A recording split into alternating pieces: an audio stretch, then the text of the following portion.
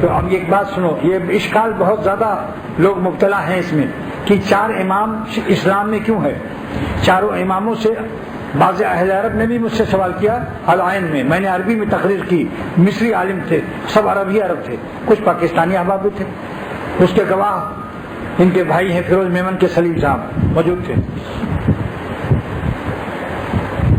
کہ 4 اماموں کی وجہ سے کوئی ہاتھ یہاں باندھ رہا ہے، کوئی کہیں باندھ رہا ہے، کوئی کسی طرح سے ہاتھ رکھے ہوئے ہے، کوئی کان تک اٹھا رہا ہے رکوع کے وقت، تو یہ تمام اختلافات پیدا ہو گئے۔ تو کاش کہ یہ ائمہ کا اختلاف نہ ہوتا تو ہم سب ایک مل کے رہتے، اس سے اسلام کو نقصان پہنچا۔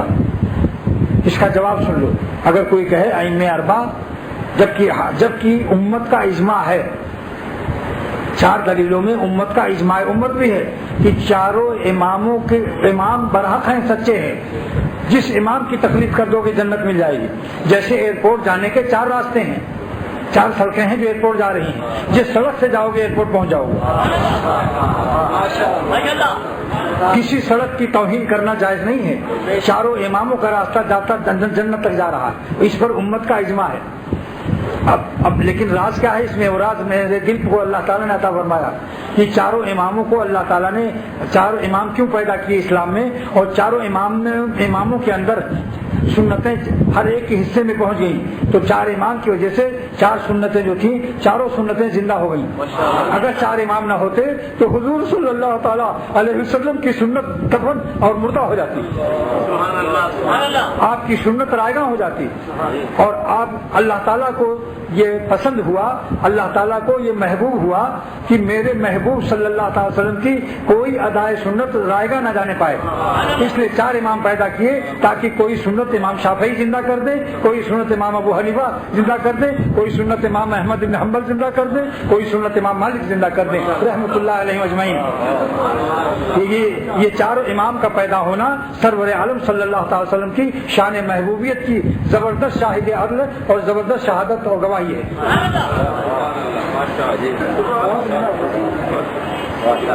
اور یہ بتاؤ کہ جب ہر امام ایک سنت کو زندہ کر رہا ہے، 4 سنتوں میں ہر سنت زندہ ہو رہی ہے، تو جو 4 امام جو محافظ سنت پیغمبر ہیں ان کو اس اختلاف کو برا سمجھنا اور حقیر کرنا یا کسی امام کو ذلیل سمجھنا یہ کیسے جائز ہوگا؟ محافظ سنت پیغمبر کو حقیر سمجھنا کیسے جائز ہوگا؟ اس لیے 4 امام برحق ہیں، آپ کو اختیار ہے جس امام سے چاہیں آپ جوائنٹ ہو جائیں، جوائنٹ سیکریٹری ہو جائیں گے۔ بتاؤ یہ مضمون سنا تھا کبھی؟ طلبہ سے پوچھتا ہوں، یہاں علماء دارالعلوم کے علماء بیٹھے ہوئے ہیں، پوچھو ان سے، یہ اللہ تعالیٰ ذالک مما خصنی اللہ تعالیٰ، بات چیزیں اللہ تعالیٰ اپنی رحمت سے عطا فرما دیتے۔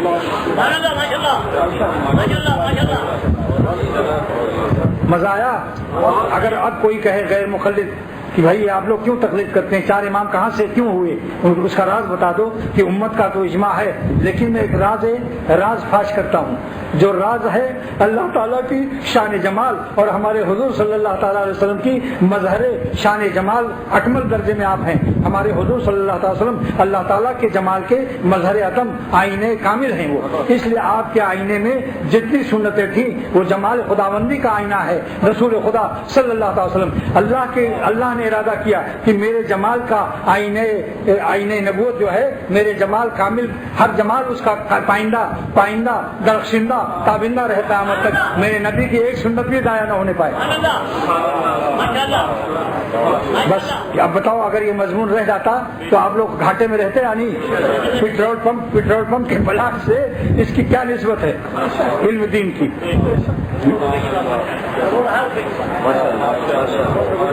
میرے بیٹے نے کہا، مولانا مظہر میاں نے، جب اس کو انہوں نے سنا تو کہا ابا یہ بیان ہونا چاہیے کیونکہ آج کل اس کی مہم چلائی جا رہی ہے کہ 4 اماموں کا یہ سلسلہ ختم ہو جائے، تو اس کا پھر کیا ہوگا؟ اس کا امام ہوگا کون سا؟ 5واں امام۔ 5واں امام کون ہے؟ نفس۔ بس ہر آدمی اپنے نفس کے راستے پہ چل پڑے گا۔ دعا کرو اللہ، اب تو کوئی چیز اس میں نہیں کہ بھائی وہ 28 اللہ تعالیٰ سے دعا کرو، دیر کافی ہو گئی۔